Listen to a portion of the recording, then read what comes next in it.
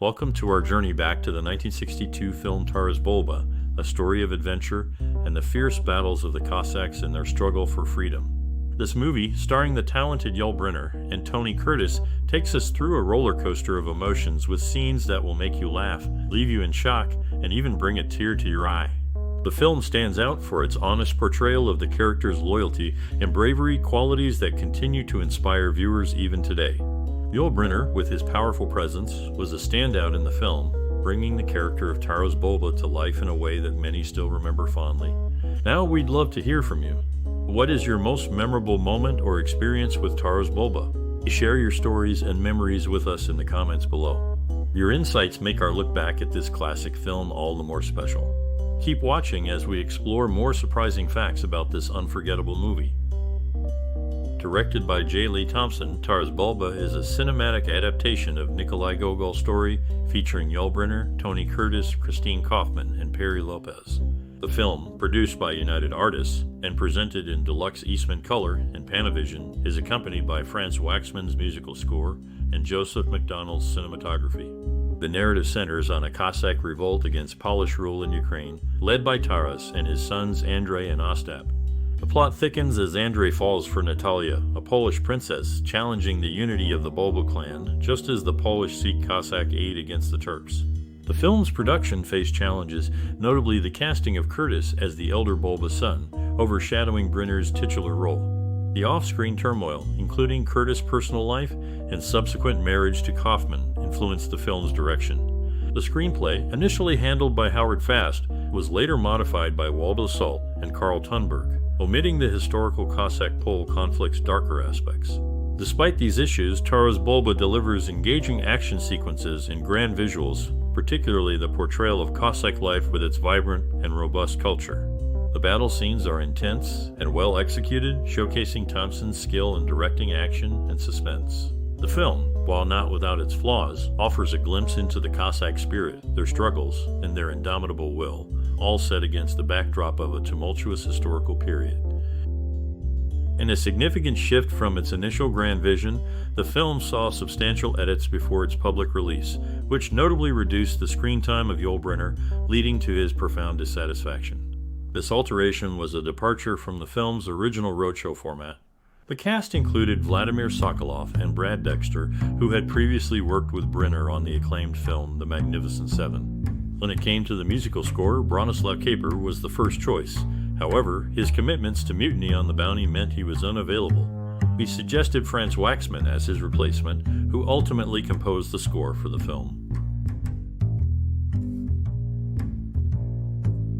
The film's musical score, crafted by Franz Waxman, earned an Oscar nomination and high praise from Bernard Herrmann, who considered it among the best in cinema. Screenwriter Howard Fast initially depicted the story's ethnic cleansing without restraint. However, to moderate these depictions, Carl Tunberg and Waldo Salt later revised the screenplay.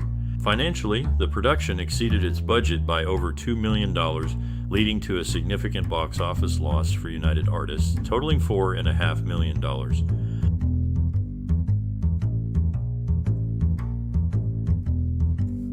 During the production of this historical drama, Tony Curtis, playing the lead role, encountered Christine Kaufmann, an Austrian actress. Their meeting on the film set led to a personal connection that culminated in marriage. The film was initially envisioned by Robert Aldrich, a director who felt a deep personal identification with the story, famously stating his embodiment of the titular character. Voice actor Paul Frees lent his vocal talents not only to the film's narration, but also provided the voice for Daniel Ocko, enhancing the auditory experience of the film. In the process of bringing a historical narrative to the screen, the initial script, penned by Burt Lancaster, underwent a significant change when Tony Curtis was cast for the lead role. During production, Brynner had to temporarily leave the set for a commitment in Japan. Upon his return, he discovered that critical scenes, which he believed were crucial to the development of his character, had been cut by the producer. Adding to the film's dynamics, a notable age gap was evident in the on-screen romance, with Tony Curtis at 37 years old sharing a kiss with 16-year-old Christine Kaufmann.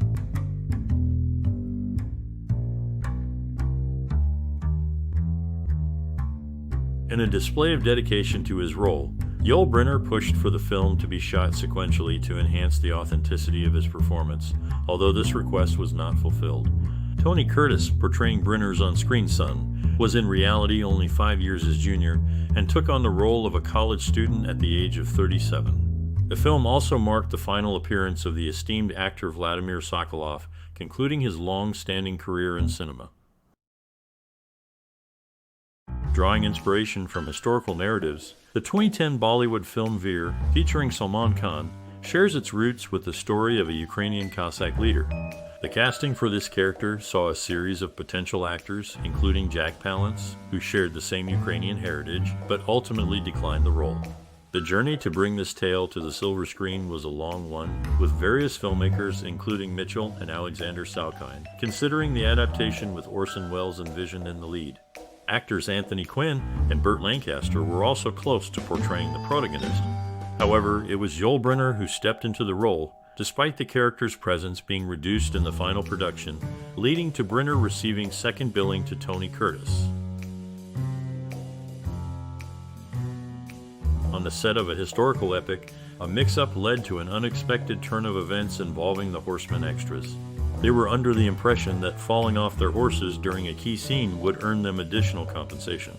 This misunderstanding caused a stir when they learned that wasn't the case, leading to a strike threat. The situation was diffused when the lead actor personally intervened, offering a gesture of goodwill that won over the extras. The lead actor's vision for the film was to stay true to the original literary work, but the final product was seen as just another action film, which was a source of great disappointment to him. This experience affected his approach to his craft in the years that followed. During the production, a young actress met a well-known actor, and their relationship began. Their meeting on set marked the start of a personal connection that would extend beyond the film itself. After a decade of working incognito due to Hollywood's blacklist, Waldo Salt finally saw his name credited in a major film. The billing of the cast had its own drama. Yul Brynner ensured his name would trail Tony Curtis, albeit for a price. Despite Brynner's efforts to bring depth to the adaptation of Nikolai Gogol's work, the final product was seen as a typical action movie, a far cry from the nuanced narrative he envisioned. This outcome was so disheartening that Brynner's subsequent roles never saw the same level of personal investment from the actor. In the process of making this historical drama, a significant and sorrowful event occurred.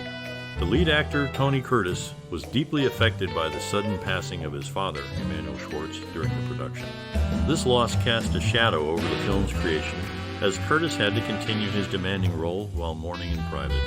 The film's shoot was marked by this personal tragedy, adding a layer of real-life grief to the on-screen portrayal of conflict and loss.